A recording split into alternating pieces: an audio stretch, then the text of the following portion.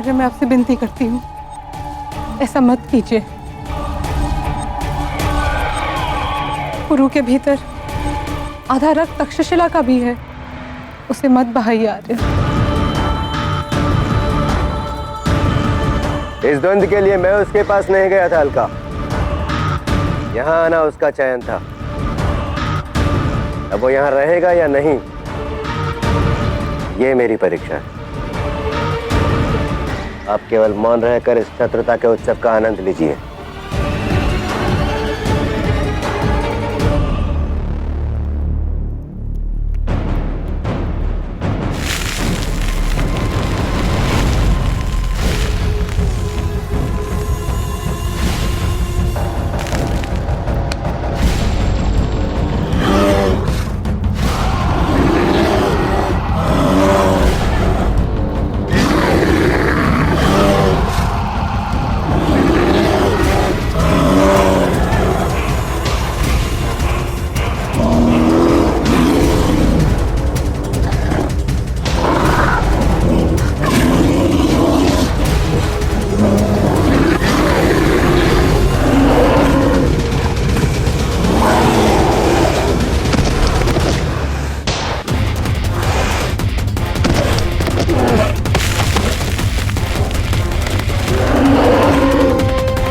आर्य,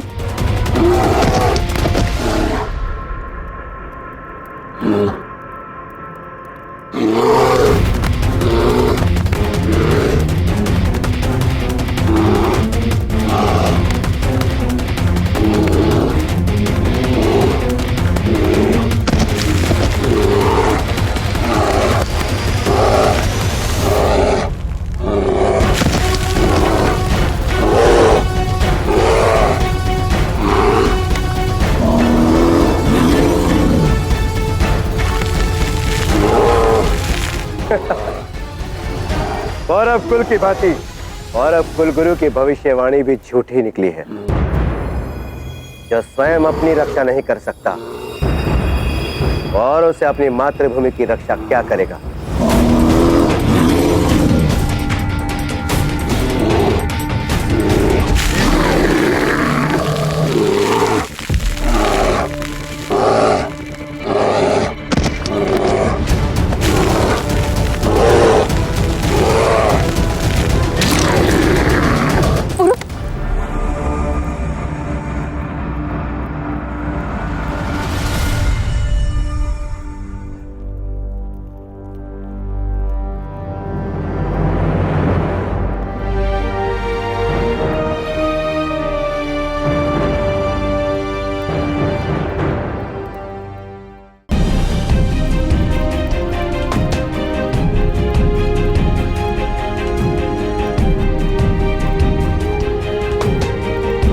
महाराज,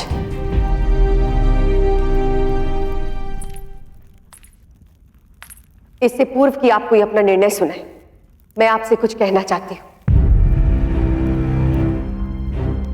महाराज, सारथी अपना रथ आगे देखकर चलाता है, पीछे देखकर नहीं। और आप इस पौरव राष्ट्र के सारथी हैं।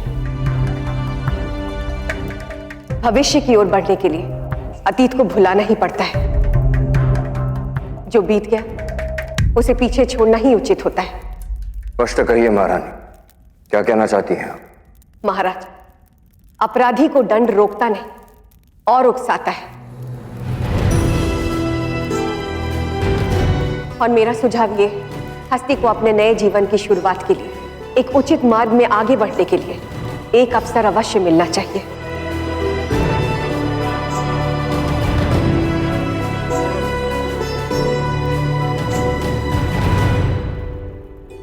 जिस अपराध के लिए पौरव राजकुमार को दंड सुनाया गया, उस अपराध में साथ देने के लिए इसे कैसे क्षमा किया जा सकता है महाराज? अपराधी केवल वो चोर नहीं होता जो घर में सेंध लगाता है। अपराधी वो भी है जो उस चोर के लिए घर के द्वार खुले रखता है। हस्ती ने राजकुमार कनिष्क पर आक्रमण करने के लिए राजकुमार पुरुषोत्तम की सहायता की। उसने आप पर भी आक्रमण किया। इस अपराध की कोई क्षमा नहीं है महारानी।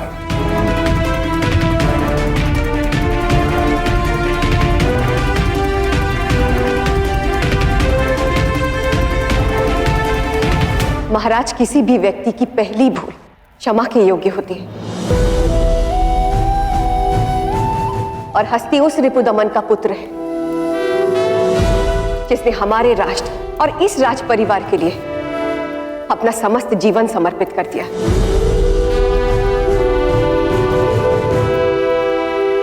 क्या हम इनके परिवार के लिए इतना भी नहीं कर सकते?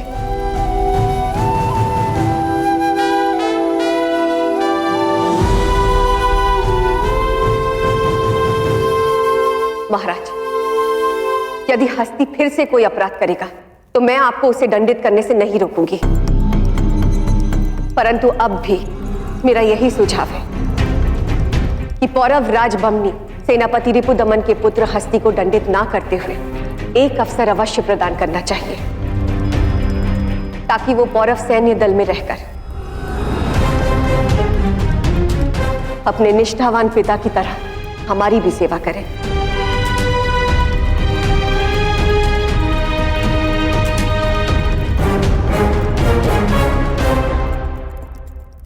बाकी अंतिम निर्णय आपका है महाराज।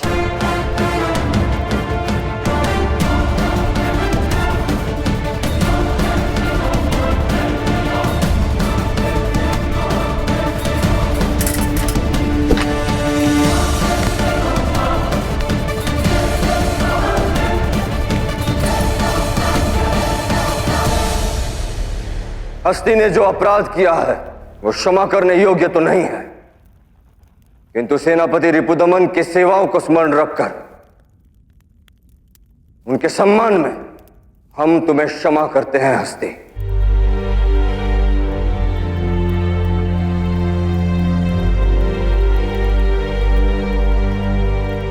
परंतु तुम्हारे पिता रिपुदमन के भांति हम तुम्हें पौरव सैन्य दल में सम्मिलित नहीं कर सकते।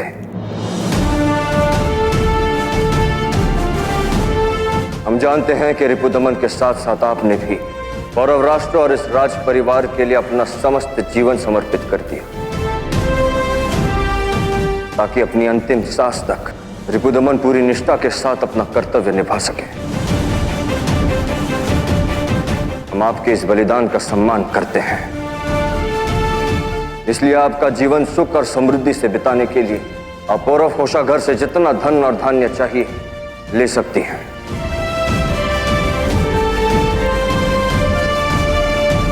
परंतु पौरव राष्ट्र में सेनापति रिपुदमन का जो स्थान था वो आपके पुत्र हस्ती को कभी नहीं मिल सकता। यही इसके अपराध का दंड है और यही हमारा न्याय भी।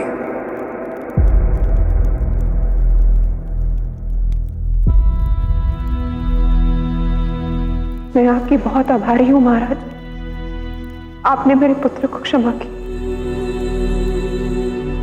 मुझे और कुछ नहीं चाहिए, कोई धन धान्य नहीं चाहिए।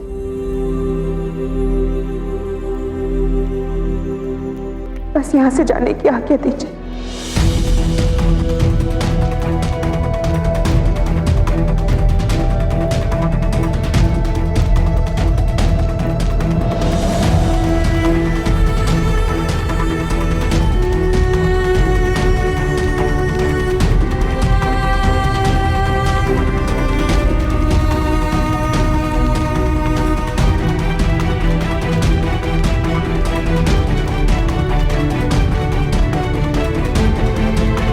कनिष्क,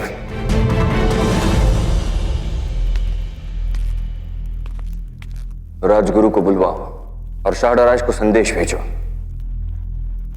इतनी कला और कलेश के बाद हम चाहते हैं हमारी प्रजा और हमारे परिवार को खुशियां मनाने का एक अवसर मिले। हम आज ही तुम्हारी और राजकुमारी बारसीन की शादी का दिन तय करना चाहते हैं।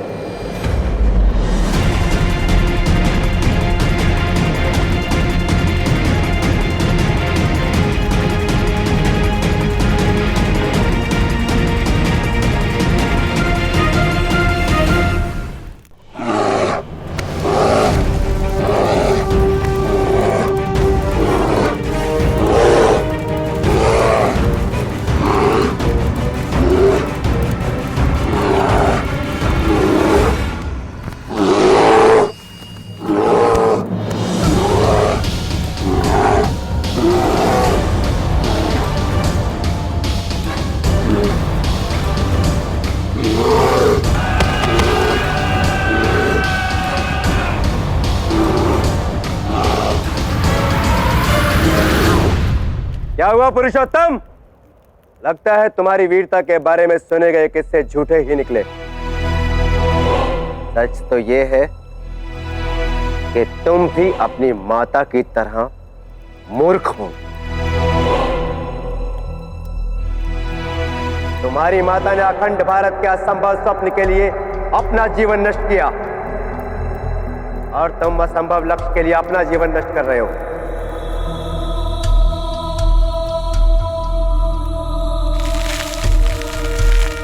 एक अखंड भारत का स्वप्न जो मैंने देखा था, और तुम भी मेरे इसी स्वप्न को पूर्ण करने के लिए ही जन्मे हो गुरु।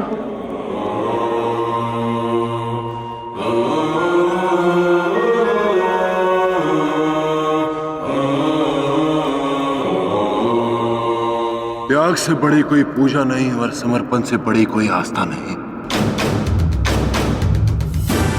लक्ष्य उन्हीं को मिलता है महाराज जो त्याग और बलिदान करना जानते हैं। मैं अपने जीवन के विषय में तो नहीं जानता, पर इतना जानता हूं कि मेरी मां का स्वप्न अवश्य पूरा होगा।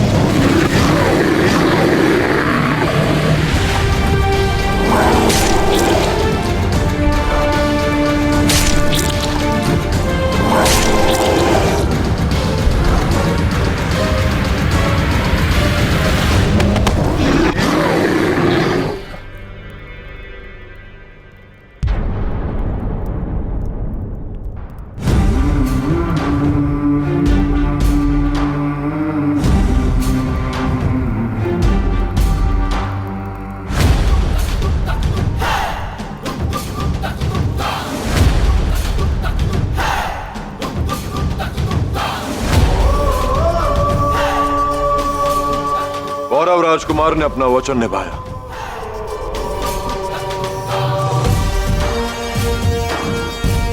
आपकी शर्त पूरी की मैंने। अब देखते हैं कि आप अपनी बात पर टिके रहते हैं या नहीं।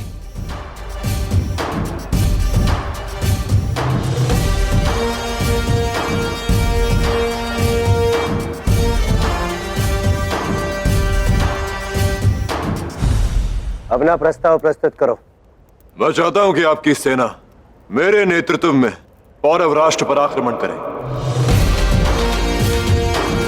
तो बताइए महाराज, क्या मेरा यह प्रस्ताव आपको स्वीकार है या नहीं?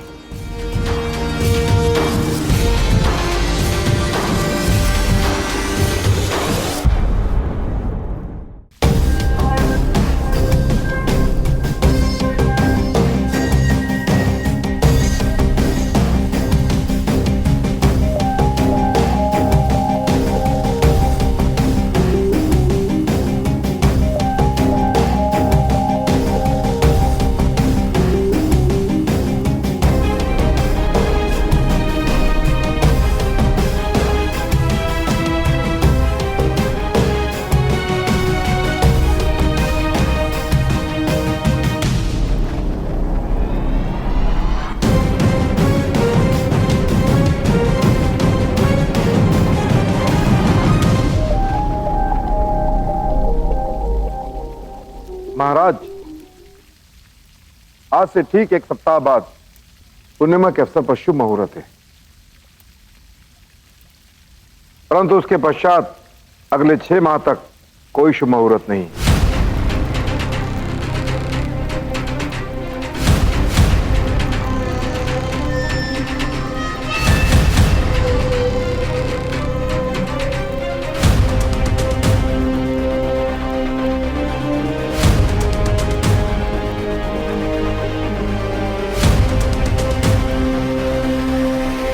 आप फिक्रमंद क्यों लग रहे हैं महाराज बमनी? आप ही के मुल्क में कहावत है कि ये काम में देरी नहीं करनी चाहिए। हमें ये शादी अगले ही हफ्ते करवा देनी चाहिए।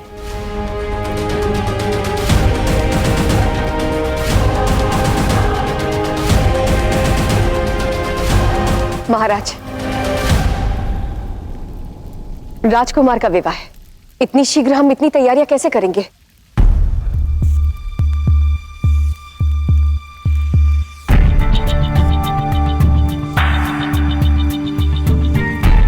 राजगुरु जी,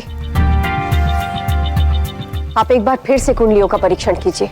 मुझे विश्वास है कि अवश्य आगे कोई मुहूर्त होगा। कमाल की बात है। सालों से आपकी खिदमत करने वाले आपके ही राजगुरु पर आपको भरोसा नहीं? मलिका हुजूर, अगर ये कह रहे हैं कि अगले हफ्ते के बाद अगले 6 महीने तक कोई मुबारक वक्त नहीं है, तो हमें इनकी बात माननी चाहिए। हमें ये शादी अगले हफ्ते करा देनी चाहिए।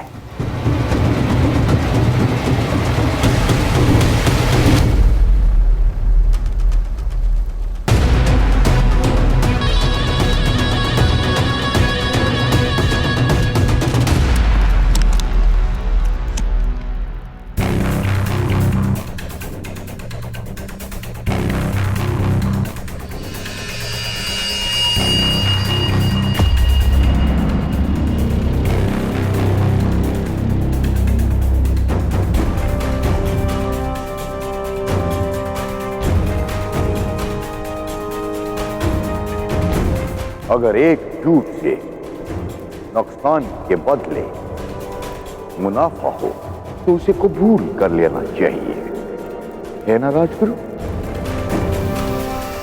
फैसला आपका है। आपको जान का नुकसान चाहिए या मुनाफे का सौदा?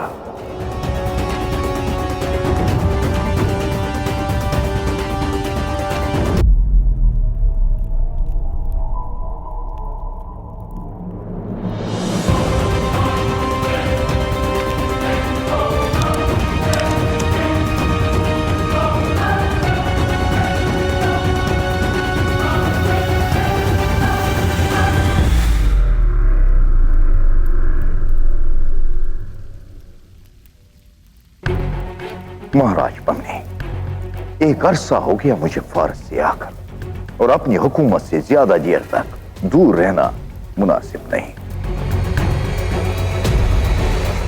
ये मैं आपको पहले भी बता चुका हूं, इसलिए मैं जल्द से जल्द फारस लौटना चाहता हूं। मैं अगले 6 महीने तक इंतजार नहीं कर सकता, इसलिए यह फैसला अब आपके हाथ में है। महाराज, विवाह संबंधों का निर्णय इतनी शीघ्र नहीं लिया जा सकता। हमें संयम से काम लेना चाहिए। संयम तो अब मेरा टूट रहा है महारानी।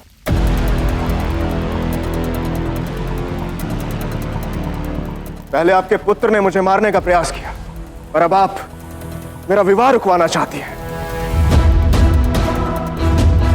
क्यों? ऐसी क्या आपत्ति है आप दोनों को मेरे विवाह से? कनिष्क, ऐसी कोई बात नहीं। बस महारानी,